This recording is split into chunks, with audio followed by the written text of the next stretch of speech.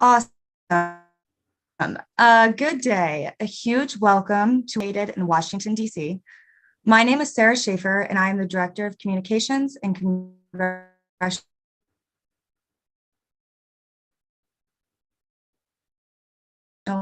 Liaison at MEPC. We look forward to a thought-provoking discussion with Dr. Mark Katz regarding his essay, Tsarist Soviet and Putinist Mideast Strategies, that was published in our Mideast Policy Journal. Written prior to the Russian invasion of Ukraine, this article is particularly meaningful in providing background analysis for Russian geopolitical strategies and motivations. You can access his essay online for free by following the link posted on our homepage at www.mepc.org. You can subscribe to our journal by visiting our publisher at onlinelibrary.wiley.com. Search Middle East Policy and hit subscribe. Our Journal Contributor Dialogue series offers U.S. policymakers short video discussions on timely issues related to foreign policy matters in the Middle East. Our contributor dialogues leverage the subject matter expertise and geographic diversity of contributors to our world-renowned journal, Middle East Policy. Learn more about our journal and how to subscribe on our website, www.mepc.org. We are so fortunate to welcome our guest, Professor at George Mason University, Dr. Mark Katz. Welcome, Dr. Katz. We are so grateful to have you today. Thank you. It's good to be here. Getting into the discussion today, we would love to begin by kind of discussing your background, how you got into this field, and what that's looked like historically and now, especially in light of the invasion. Right. Well, I obviously grew up during the Cold War, and certainly in the 1970s when the US was doing so poorly in Indochina, and the Soviets and their allies were doing so well in the developing world. I was fascinated by the whole question of the Soviets and the Third World, and so I wrote my dissertation on Soviet military thinking about conflict in the Third World. And what was interesting, that by the early 1980s, it became clear that they themselves didn't see themselves as doing very well. And my next project, I was very fortunate to win a 27-month grant from the Rockefeller Foundation to write a book on Soviet policy toward the Arabian Peninsula. Much of the writing on Soviets in the Middle East back then was on just the Soviets and the Arab-Israeli conflict.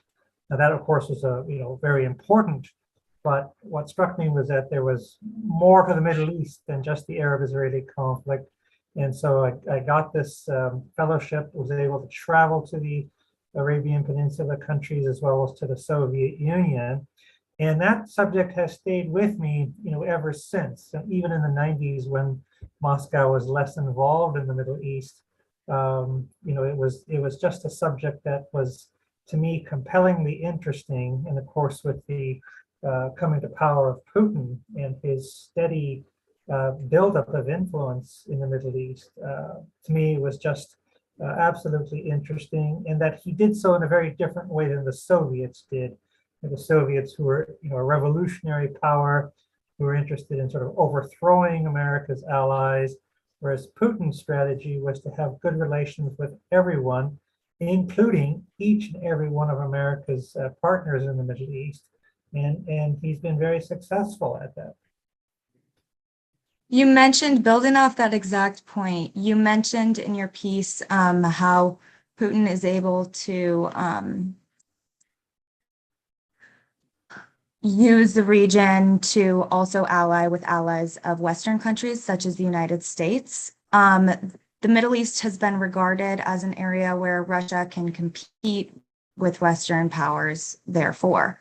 So how do you predict that dynamic would change given the US slowly shifting away from a military focus in the Middle East? And how do you see that looking moving forward?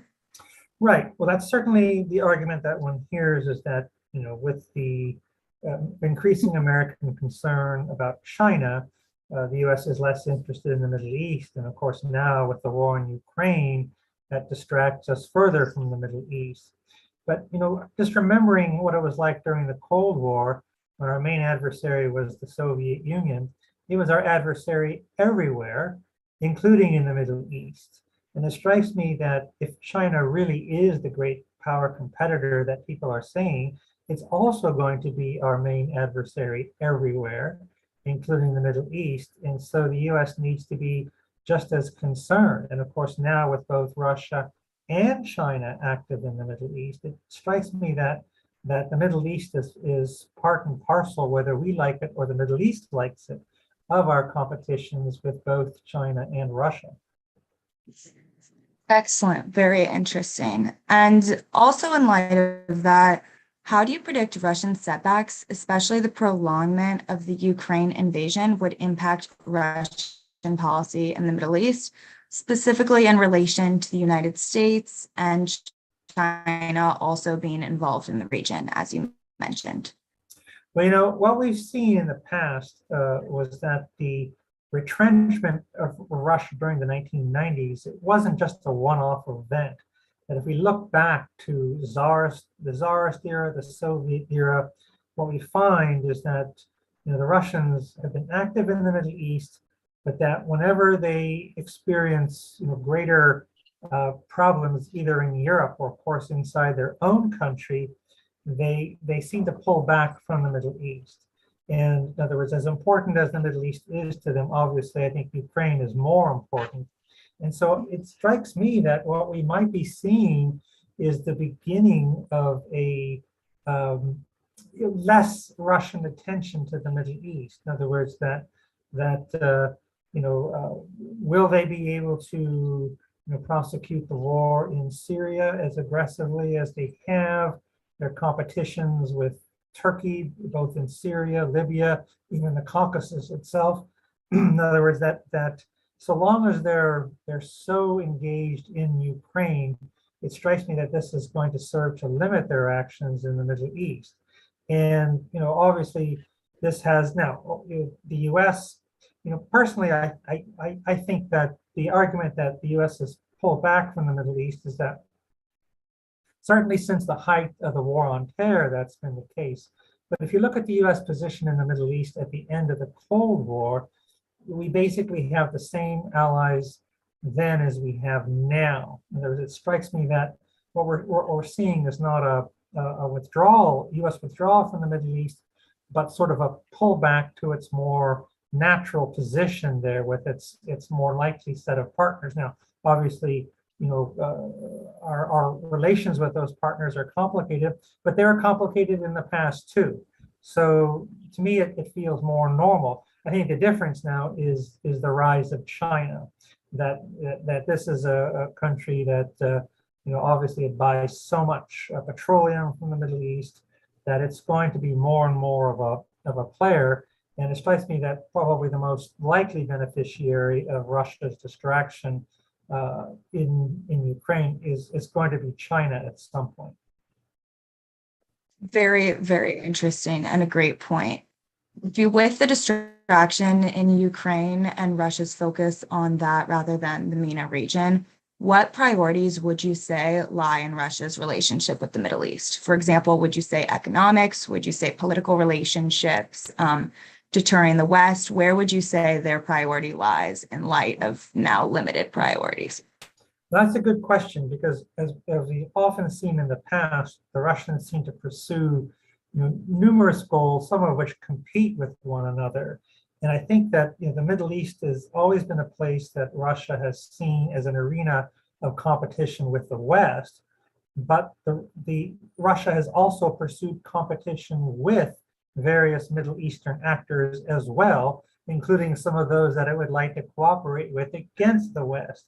So it pursues a policy that is a little bit contradictory, and I think that we're seeing this now as well. With Turkey encouraging its anti-Western direction, but competing with Turkey in Syria, in Libya, in the Caucasus, even in Ukraine.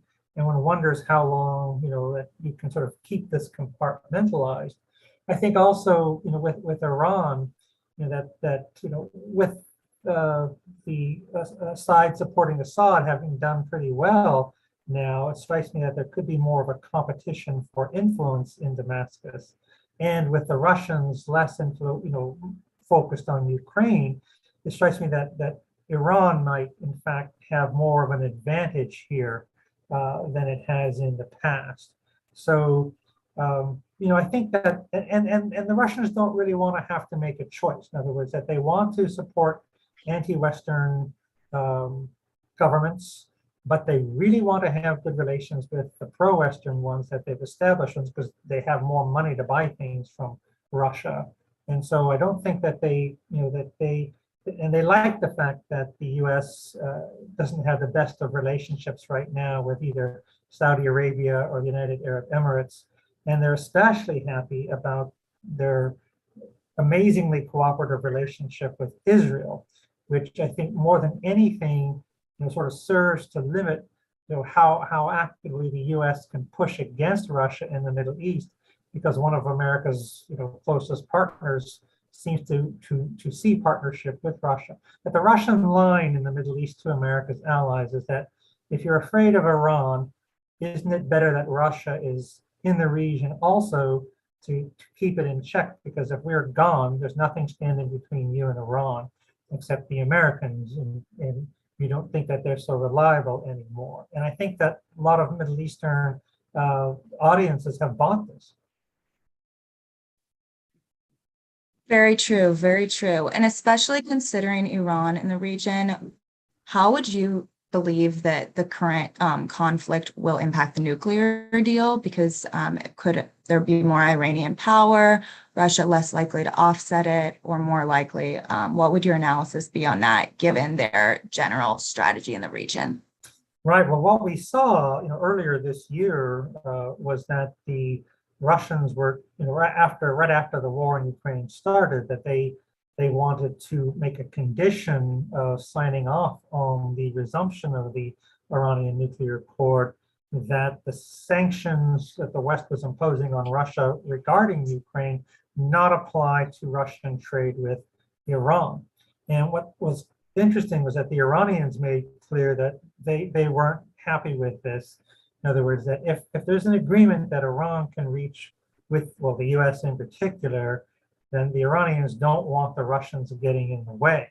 Now, of course, the Americans and the Iranians alone seem to be quite capable of getting in the way of an agreement. But I think that the Russians understand that, for them to try to hold up an agreement that Iran and the West have reached will only result in everyone ignoring the Russians, and that would just make them look bad. So I think that already what we've seen is that the Iranians seem to understand that they have more of an upper hand in dealing with Russia as a result of this Ukraine crisis. And what we've also seen is that what they really want to do is that, saying to the West, hey, you don't want to buy Russia's oil and gas, we'll be happy to sell you ours. The Saudis, the Emiratis don't want to increase their production. Well, guess what? We can supply this. Now, of course, the US doesn't seem to be that keen on this, but according to journalistic reports, that Iranian oil and gas exports have been increasing, despite the fact that sanctions remain. Very, very, very interesting. Also related to relationships and specifically economics, do you see Russia's falling out with other OPEC countries as Putin's failure to maintain economic relations with the Middle East in any way? Well, certainly, 2 years ago, we saw the Saudi-Russian oil war, in which it began as a dispute over production. The Saudis wanted everyone in OPEC Plus to limit their production, and the Russians decided that no, they didn't have to. And they even had a logic that, well, oil prices might fall, but Russia doesn't need as high an oil price as the Saudis do, so the Russians were in the driver's seat, only to be taught pretty brusquely that the Saudis can, on a dime, turn on increased oil production, and they did, and just drove the price way down. And what they hadn't really counted on was that the Saudis can export oil at a far lower price profitably than the Russians can, because Russians have big transport costs. And what we saw was that the Russians had to back down to the Saudis on this. And I think that, but in that the Saudis have done this, in other words, that they're the ones who are sort of now the upholders of OPEC plus. So they don't want to be seen doing to Russia what Russia had done to them just 2 years ago. So they have been hesitant about going along with the U.S. But it seems to me that it's also important to note that the Saudis and the Emiratis have been steadily, slowly increasing their production as they said they would. In other words, they're trying to behave predictably, and obviously the U.S. doesn't like it. But I'm sure the Russians are not so happy either. We've discussed which countries and which relationships Russia relies on most in the region. Could you inversely elaborate on which countries rely on Russia for economic and political leverage? Well, I think that what's fascinating is that the Israelis are very defensive about their relationship with Russia. That whatever the Russians have done in Ukraine, the Israelis insist in Washington that they have to cooperate with Russia because of this deconfliction agreement, whereby the Israelis can pound Iranian and Hezbollah targets in Syria with the Russians turning a blind eye. That they cannot afford, they argue, to disrupt this at all. And what's fascinating is that they've pretty much gotten away with it. That this is what they've been able to do. And I think certainly I've heard U.S. government officials talk about their deep frustration with the Israelis over their cooperation with Russia. But nevertheless, it's happening, and it hasn't stopped. In other words, there's not been a point, and I'm not sure if and when it would come, when Washington says to Israel that you have to choose who you're cooperating with, that the Israelis are cooperating essentially with both. And I think, to the same extent that, the Saudis, the Emiratis in particular, are also doing this, that the fact of the matter is that at a time when the U.S. doesn't want people to buy Russian oil, well, then where is this oil going to come from? Really, Saudi Arabia and the Emirates are two of the most important sources of extra oil. So it doesn't really matter that the U.S. might be unhappy with them, that we have to work with them on this. And I only hope that we're sensible enough to continue doing so. In that sense, the Saudis and the Emiratis have been pretty successful. Also, I think that the Saudis and the Emiratis, they're nervous, is that if they don't cooperate with the Russians, if they start really ramping up oil production, can the Russians do something nasty in terms of how they help the Iranians or anything like that? Now, I don't know, at this point whether the Russians could really do anything, but there's always that fear, and that's the thing. I think that a lot of Putin's policy, going back to Machiavelli's advice to the prince, is that a prince should be both feared and loved, but if he has to make a choice, it's better to be feared. And that, I think, is the Russian approach. Now, the danger of the fiasco in Ukraine is that he may end up not even being feared, or at least not as much. And so I think that as frustrating it is for the U.S. that some of its closest partners in the Middle East are cooperating with Russia to some extent, I think that there's none of them is willing to give up on the relationship with the U.S. And I think so long as the U.S. is going to work with them, and I think it will, that it's better to be competing in the Middle East than not competing because someone else has won. And so I think we have to essentially cooperate where we can and agree to disagree where we cannot cooperate. The Machiavelli reference is extremely fitting, and I think conveys the regional dynamics quite well, especially in light of both countries. So with the invasion of Ukraine, at least at the council, we have been analyzing how countries in the MENA region are reacting, whether they're condemning or like Israel caught in between two sides. Do you believe Russia benefits from the increased ideological polarization in the region when events like this happen? I think, and by the way, the Middle East Policy Council's coverage of this issue, I think, is extremely useful and important. I certainly refer to it pretty frequently. I think that Russia is obviously very happy that America's Middle Eastern allies are not just backing the U.S. the way its Western allies are. In that sense, Putin's very, very assiduous courting of America's Middle East partners has paid off to a large extent.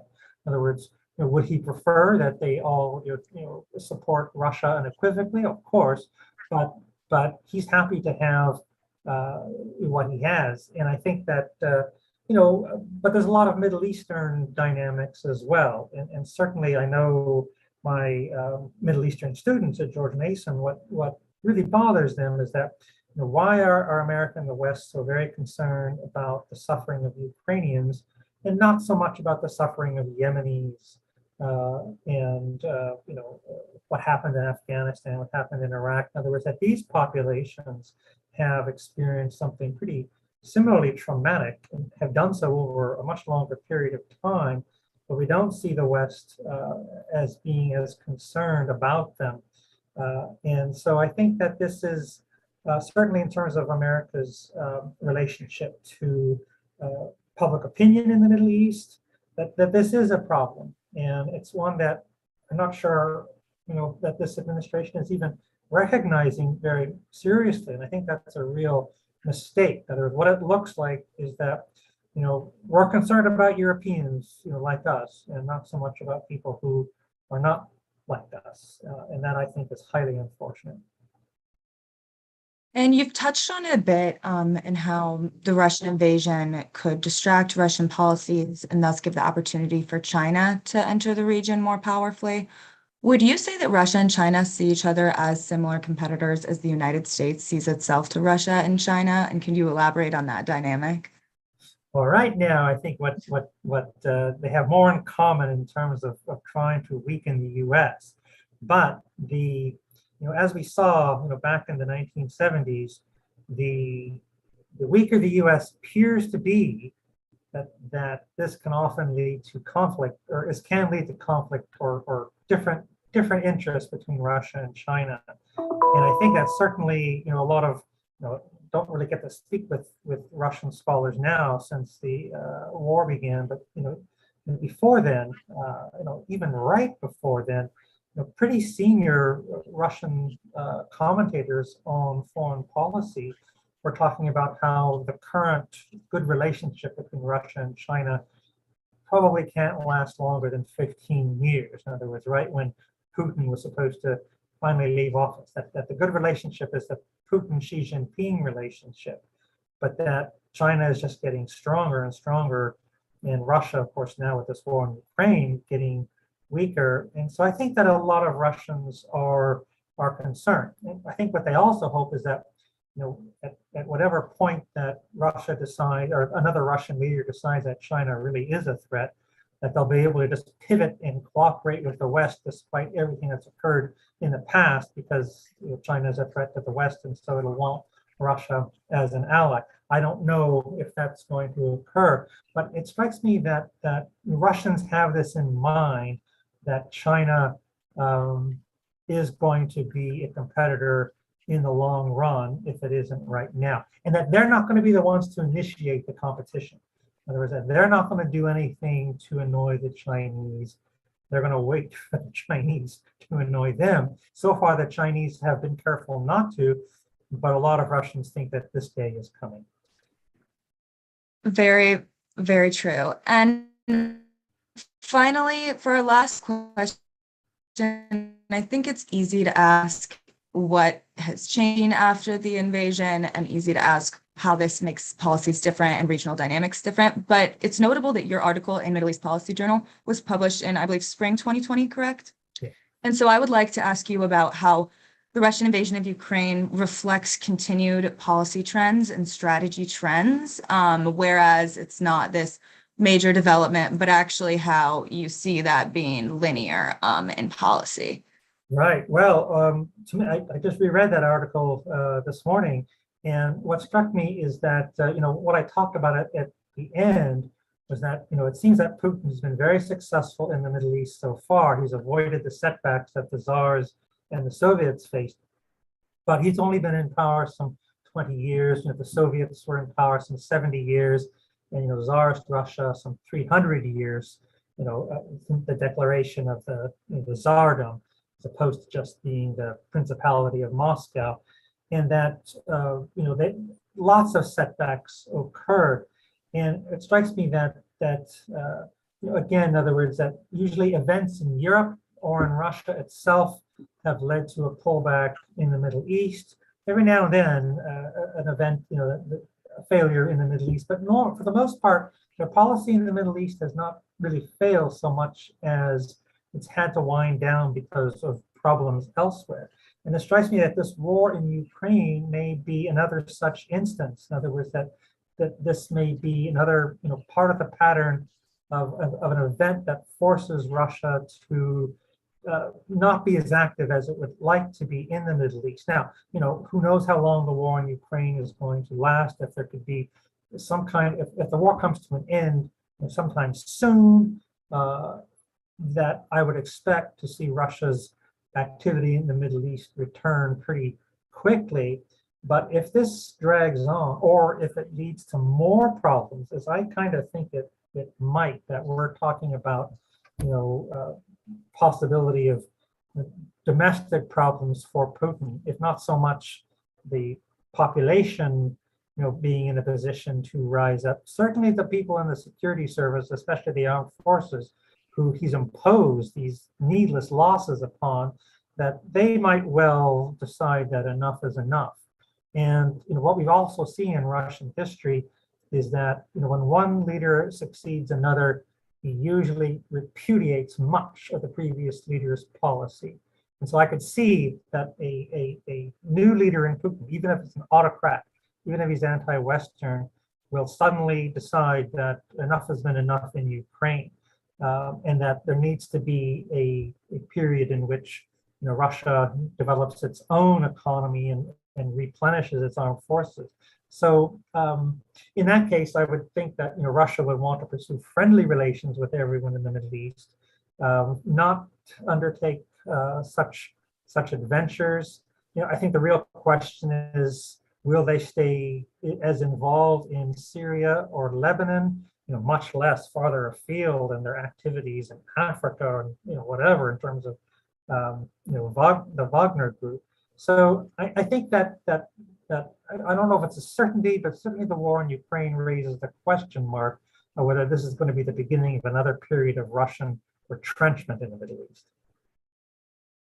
So fascinating. Well, it was a pleasure to have you and engage in such a timely discussion. We are so appreciative of not only your contributions to our journal, but your participation in events such as these. And for those viewers watching, Dr. Katz previously participated a few weeks ago in our Capitol Hill conference and is a valuable continual contributor to the council. So we are very appreciative of his continued engagement. Well, thank you. It's always a pleasure to work with the Middle East Policy Council.